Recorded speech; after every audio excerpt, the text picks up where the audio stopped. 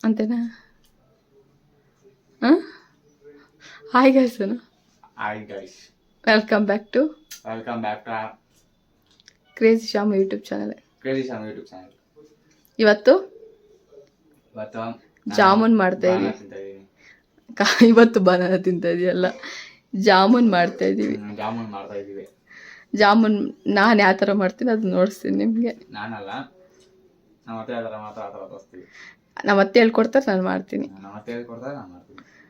ಅದು ಹೆಂಗೆ ಮಾಡೋದು ಅಂತ ಕೂಡ ಹೇಳ್ಕೊಂಡು ಮಾಡ್ತೀನಿ. ಇಷ್ಟು ಜಾಮೂನ್ ಪ್ಯಾಕೆಟ್ ನೋಡ್ಸು, ನೀನು ಯಾವ್ದು ಯೂಸ್ ಮಾಡ್ತಾ ಇದೀಯಾ? ಆಚಿ ಜಾಮೂನ್ ಪ್ಯಾಕೆಟ್ ಸೋದೋದನ್ನಿಂದೆ. ಇವಾಗ ಆಚಿ ಜಾಮೂನ್ ಪ್ಯಾಕೆಟ್ ತೊಗೊಂಡಿದೀವಿ. ಇದನ್ನ ಕಟ್ ಮಾಡಿ ಒಂದೇ ಪ್ಯಾಕೆಟ್ ತೊಗೊಂಬಂದಿದ್ದು, ಬೈ ಒನ್ ಗೆಟ್ ಒನ್ ಇತ್ತು. ಅದನ್ನ ನಾವು ಒಂದೇ ತೊಗೊಂಡಿರೋದು. ಎಷ್ಟು ಬಿತ್ತು ಅಂತ ಏನೋ ಗೊತ್ತಿಲ್ಲ. ನಾನು ಯಾವಾಗ ಯೂಸ್ ಮಾಡೋದು MTR. ಇದರಲ್ಲಿ ಯಾವ ಥರ ಬರುತ್ತೆ ಅಂತ ನೋಡೋಣ. ಮಿನಿ ಸೈಜ್ ಜಾಮೂನ್ಸ್ ಮಾಡ್ಬೇಕು ಅನಿಸ್ತದೆ. ಇವನ್ ಕೇಳಿ ಮಾಡಿಸ್ತೀನಿ, ಯಾಕಂದರೆ ನಾನು ಶೆಫ್, ನನ್ನ ಅಸಿಸ್ಟೆಂಟ್ ಶೆಫ್ ಅಲ್ವಾ, ಕಲ್ತ್ಕೊಡ್ತಾ ಇದ್ದೀನಿ. ಫಸ್ಟ್ ಸ್ವೀಟ್ ಕಲ್ತ್ಕೊಡ್ತಾ ಇರೋದು. ಫಸ್ಟ್ ಸ್ವೀಟ್ ಯಾವ್ದು ನೆನಪಿಸ್ಲಿಲ್ಲ. ಫಸ್ಟ್ ಸ್ವೀಟ್ ಇದು ಮಾಡ್ತಾ ಇರೋದು. ಯಾವ ಥರ ಮಾಡ್ತಾನೆ, ಯಾವ ಥರ ಬರುತ್ತೆ ನೋಡೋಣ. ನಾನು ಹೇಳ್ಕೊಡ್ತಾರೆ, ಚೆನ್ನಾಗೇ ಬರುತ್ತೆ ಅದು ನಂಗೆ ಗೊತ್ತು.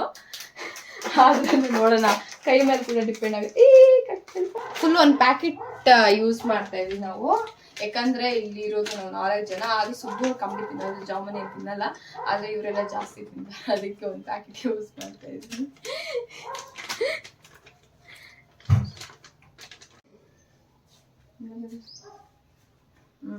ಇದನ್ನ ಸ್ವಲ್ಪ ಲಮ್ಸ್ ಇಲ್ದಿರ ಈ ತರ ನೀಟಾಗಿ ಮಿಕ್ಸ್ ಮಾಡಿಕೊಂಡು ಈ ತರ ಪುಡಿ ಪುಡಿಯಾಗಿ ಮಾಡ್ಕೋಬೇಕು.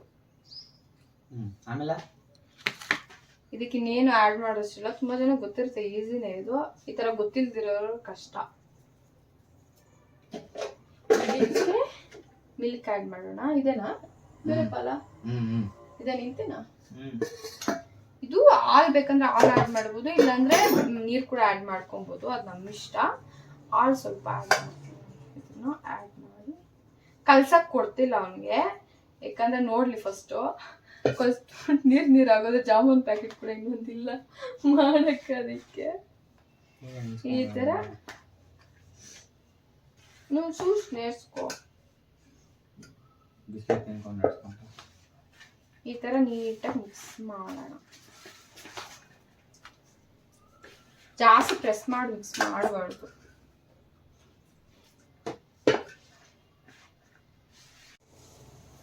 ಇವಾಗ ಈ ತರ ಕುದ್ದಾದ್ಮೇಲೆ ಚೆನ್ನಾಗಿ ಸಕ್ಕರೆ ನೀರು. ಇವಾಗ ಇಲಾಚಿ 3 ಇಲಾಚಿ ಇದೆ. ಇದು 3 ಇಲಾಚಿ ಜಜ್ಜಿರೋದನ್ನ ಇದ್ರಲ್ಲಿ ಹಾಕೋಣ. ಹಾಕೊಂಡು ಕಲಿಸ್ಕೋಬೇಕು.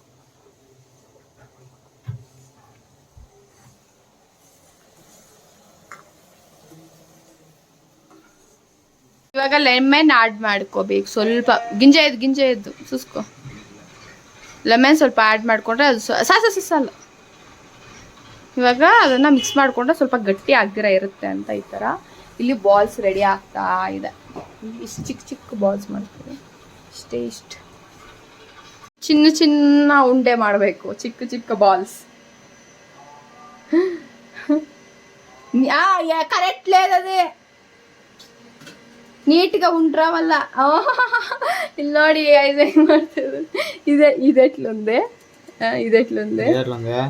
ఎట్లుంది నీట్గా బాల్స్ చేయి. మొత్తం బేరుతుందా?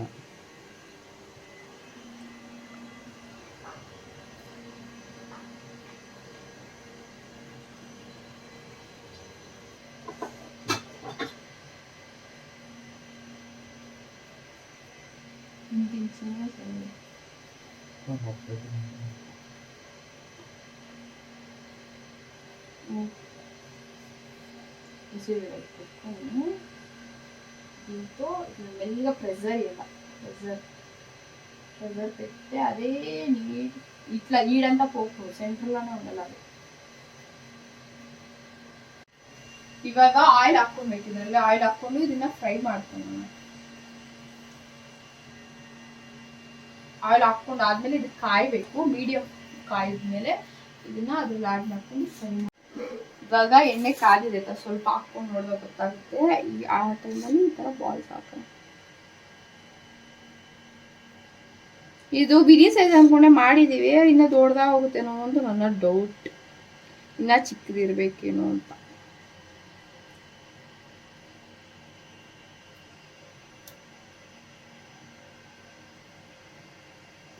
ಇಷ್ಟು ಜಾಸ್ತಿ ಕಾಯಬಾರ್ದು ಎಣ್ಣೆ, ಇಷ್ಟು ಕಮ್ಮಿ ಕಾದ್ರೆ ಸಾಕು.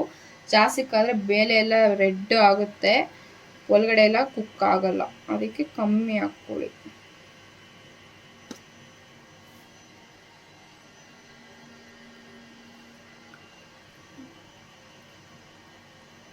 ಈ ಥರ ಹಾಕ್ಕೊಂಡು ಇದನ್ನ ಜಾಸ್ತಿ ಕಲಿಸ್ಬಾರ್ದು. ಹಿಂಗೆ ಹಿಂಗೆ ಹಿಂಗೆ ಅನ್ಕೋಬೇಕು ಅದ್ಮೇಲೆ ಬಂದ ಮೇಲೆ ನೋಡಿ. ಆದ್ರೇನು ಸ್ವಲ್ಪ ದೊಡ್ಡ ಸೈಜ್. ಇದೆಲ್ಲ ಧನು ಮಾಡಿರೋದು, ಇದು ನಾನು ಮಾಡಿರೋದು. ಹೇಳ್ಬೇಕಂದ್ರೆ ಶೇಪ್ ಅಷ್ಟೊಂದು ಪರ್ಫೆಕ್ಟ್ ಬಂದಿಲ್ಲ ಇವ್ನು ಮಾಡಿರೋದು. ನಾನು ಮಾಡಿರೋದು ಮಾತ್ರನೇ ಬಂದಿರೋದು. ನಿಜ ಜಪ್ಪು ನೀವೇ ಈ ಥರ ಸ್ಲಿಮ್ಮಲ್ಲೇ ಕುಕ್ ಮಾಡ್ಕೊಬೇಕು. ಇದು ಸ್ವಲ್ಪ ಬ್ರೌನಿಶ್ ಕಲರ್, ಗೋಲ್ಡನ್ ಬ್ರೌನಿಶ್ ಬಂದಮೇಲೆ ಎತ್ತಿ ಈ ಥರ ಜೀರಾ ಇರುತ್ತಲ್ವ ಇದರಲ್ಲಿ ಆ್ಯಡ್ ಮಾಡಿಕೊಂಡ್ರೆ ಜಾಮೂನ್ ರೆಡಿ ಆಗುತ್ತೆ. ಚೆನ್ನಾಗಿ ಫ್ರೈ ಮಾಡ್ಕೊಬೇಕು. ಇನ್ನೂ ರೋಸ್ಟ್ ಬೇಕಂದ್ರೆ ಮಾಡ್ಕೊಳ್ಳಿ.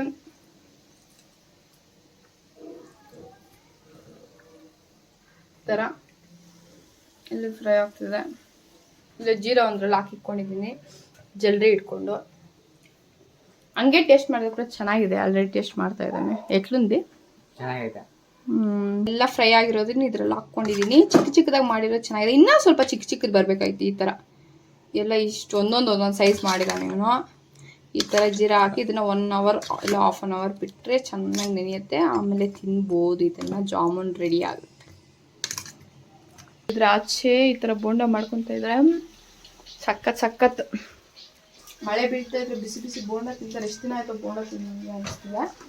ಡೈಟಿಂಗಲ್ಲಿ ನಾನು ತಿನ್ನೋದೇ ಇಲ್ಲ ಮನೆಯಲ್ಲಿ. ನಾನು ಒಬ್ಬಳೇ ಇದ್ದಾಗ ಈ ಥರ ಯಾರಾದ್ರೂ ಬಂದು ಮಾಡ್ಕೊಂಡು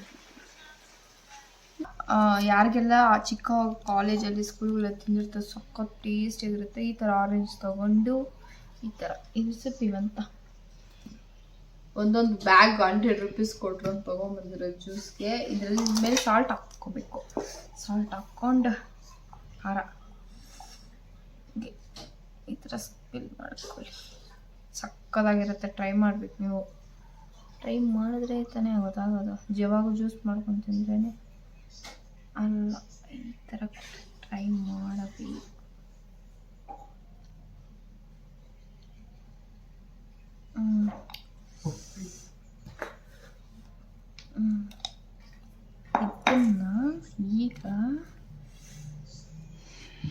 ಇದನ್ನ ಈ ಥರ ಚೆನ್ನಾಗಿ ರಬ್ ಮಾಡಿ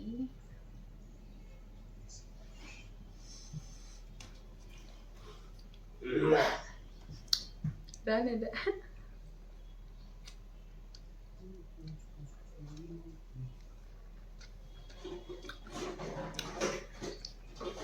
ತಿಂತಾರಲ್ಲ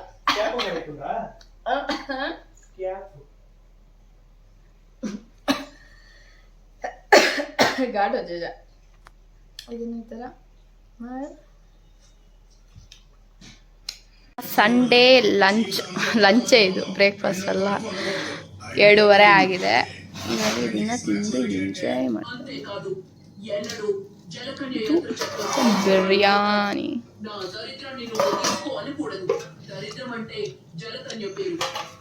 ಇವಾಗ ನಾವು ಮಧ್ಯಾಹ್ನ ಚೆನ್ನಾಗಿ ನಾನ್ ವೆಜ್ ತಿಂದ್ಬಿಟ್ಟು ಚೆನ್ನಾಗಿ ರಿಲ್ಯಾಕ್ಸ್ ಆಗಿ ರೆಸ್ಟ್ ಮಾಡಿ ನಿದ್ದೆ ಮಾಡಿ ಎದ್ದು ಇವಾಗ ಬಟ್ಟೆ ಎಲ್ಲ ಮರ್ಚೋದಿತ್ತೆಲ್ಲ ಮರ್ಚ್ಬಿಟ್ಟು ಸ್ಪ್ರೈಟ್ ಕೊಡೋದು. ಇವಾಗ ಇದನ್ನೆಲ್ಲ ಜಾಸ್ತಿ ಹಾಕ್ಬಿಟ್ಟು ಮೆಸ್ಸಪ್ ಆಗೋಗಿತ್ತು ಅಂತ ಹೇಳ್ಬಿಟ್ಟು ಇವಾಗೆಲ್ಲ ಕ್ಲೀನ್ ಮಾಡ್ತಾ ಇದ್ದೀನಿ. ಎಷ್ಟು ಕ್ಲೀನ್ ಮಾಡಿ ರೆಡಿ ಮಾಡಿ ಇಟ್ಕೊಂಡು ಮತ್ತೆ ಗಲೀಜ್ ಆಗ್ತಾನೆ ಇರುತ್ತೆ. ರೆಡಿ ಮಾಡ್ಕೊಂಡು ಹೋಗ್ಬೇಕಾಗ್ತದೆ. ಎಲ್ಲ ರೆಡಿ ಮಾಡ್ತಾ ಇದ್ದೀನಿ. ಲಿಪ್ಸ್ಟಿಕ್ ಆಗಿದ್ದೀನಿ ನೋಡಿ. ಲಿಪ್ಸ್ಟಿಕ್ಕಲ್ಲಿ ಹುಡುಗಿ ಥರ ರೆಡಿಯಾಗಿ ಮಾಡ್ಬೇಕು ಅನ್ಕೊತಾ ಇದ್ದೀನಿ. ಮಾಡ್ತೀನಿ ಇಷ್ಟರಲ್ಲೇ. ಇವಾಗ ಲೂಡೋ ಆಡೋಕ್ಕೆ ನಮ್ಗೇನಾದ್ರು ಟೈಮ್ ಪಾಸ್ ಸ್ನ್ಯಾಕ್ ತಿನ್ನಬೇಕು ಅಂತ ಹೇಳ್ಬಿಟ್ಟು ಕ್ಯಾರಮಲ್ ಪಾಪ್ಕಾರ್ನ್ ಮಾಡ್ತಾ ಇದ್ದೀನಿ. ಈಗ ನಾರ್ಮಲ್ ಪಾಪ್ಕಾರ್ನ್ ಇಟ್ಟಿದ್ದೀನಿ. ಇಲ್ಲಿ ಶುಗರ್ ಪಾಕ ರೆಡಿ ಮಾಡ್ಕೊಬೇಕು. ಕ್ಯಾರಮಲ್ ಅಂದರೆ ಅದೇ. ಇದನ್ನು ಆ್ಯಡ್ ಮಾಡೋಣ. ಒಂದಿಷ್ಟು ಹಾಕ್ತೀನಿ. ತೆರ್ಪೋಕ್ನ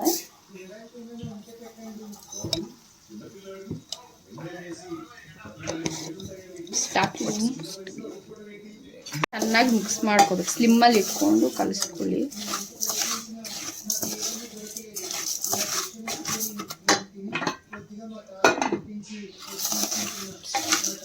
ಇದನ್ನ ನೀಟಾಗಿ ಕರಗಬೇಕು.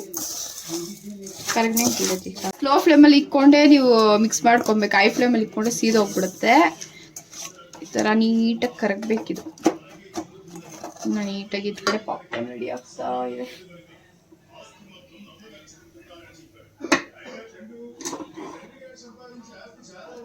ಇದನ್ನ ಮಿಕ್ಸ್ ಮಾಡ್ತಾನೆ ಇರಿ. ಬಟರ್ ನಿಮ್ಮಲ್ಲಿ ಕರೆಕ್ಟಾ ಬರುತ್ತೆ. ಒಂದು 5 ಮಿನಿಟ್ಸ್ ಬೇಕಾಗುತ್ತೆ. ಐ ಫ್ಲೇಮ್ ಮಾತ್ರ ಇಟ್ಕೋಬೇಡಿ. ಇಟ್ಕೊಂಡ್ರೆ ಅದ್ರ ಕತೆ ಗೋವಿಂದ. ಬಟರ್ ಆ್ಯಡ್ ಮಾಡಿದ್ದೀನಿ 1/2 ಪೀಸ್. ಇದರಲ್ಲಿ ಅರ್ಧ ಬಟರ್ ಹಾಕಿದ್ದೀನಿ. ಪಾಪ್ಕಾರ್ನೇ ಖಾಲಿ ಇದೈತೆ. ಇವಾಗ ಸ್ವಲ್ಪ ಬೇಕಿಂಗ್ ಸೋಡಾ ಆ್ಯಡ್ ಮಾಡ್ತೀನಿ. ಫಸ್ಟ್ ಟೈಮ್ ನಾನು ಮಾಡಿದಾಗ ಆ್ಯಡ್ ಮಾಡಿದೆ. ಸಾಕು. ಇದರಿಂದ ಕ್ವಾಂಟಿಟಿ ಜಾಸ್ತಿ ಫಿಲ್ಟರ್ ಈ ಥರ ನೊರೆ ಬರುತ್ತೆ.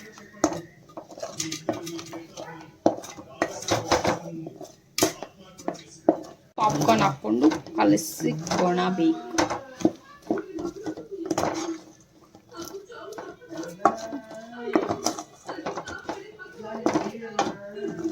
ಇದನ್ನ ತಣ್ಣಗಾದ್ಮೇಲೆ ತಿಂದರೆ ಮೂವಿ ನೋಡುವಾಗ ಖಾರ ಕೂಡ ಮಾಡಿಟ್ಕೊಳ್ಳಿ. ಖಾರದ ತಿನ್ಬೇಕು, ಇದು ತಿನ್ಬೇಕು, ಅವಾಗ ಚೆನ್ನಾಗಿರುತ್ತೆ. ಇಲ್ಲ ಸ್ವೀಟ್ ಇಷ್ಟ ಅಂದ್ರೆ ಸ್ವೀಟ್ ಇದು ಮಾತ್ರ ಕೂಡ ತಿನ್ಬೋದು. ನಿಮ್ಮ ಇಷ್ಟ. 2 ಪ್ಯಾಕೆಟ್ಸ್ ಹಾಕಿದ್ರೆ ಇಷ್ಟ ಆಗಿದೆ. అట్లంది అయ్యయ్యో